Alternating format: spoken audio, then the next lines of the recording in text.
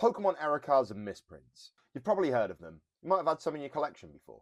Some of these cards are so sought after that the seller can basically demand whatever price that they want. So what are they? And why are some of them so valuable? So before we start talking about different alignment errors, it's probably worth speaking about how some of these can be faked. There are things known as NFCs. So these are non-factory cuts and have absolutely no value at all. This is where somebody's gone and purchased the entire uncut Pokemon card sheet and then just cut them at weird angles by themselves at their home. Now that we've got that out of the way, let's speak about some alignments and miscuts. The first one that we're going to look at is going to be the single face error. So these are errors where they're only misaligned on the one side of the Pokemon card.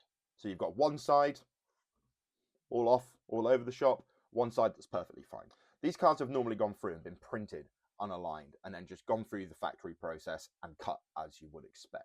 Then we've got your more regular miscuts that you'd probably expect to just like pull in packs generally, pretty much here, there and everywhere, especially at the moment because some of the quality control a little bit rough in some of the English cards especially. So these have been printed correctly but then cut off center as it's gone through the manufacturing process. Some of the examples that you're going to see now are going to be a little bit more extreme, but those extremes are normally going to dictate the value a lot more.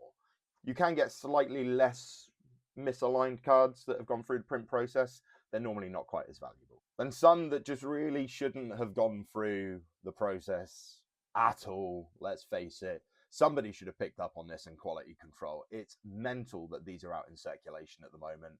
Wildly miscut cards. So these usually happen when they go through the machine that rounds off the corners after the sheet has been cut. The card just generally goes in at the wrong angle and then just gets cut into absolute oblivion. Some of these cards on screen are super out there and just look really, really daft. I mean, just look at some of those energy cards. Who was drinking on the job?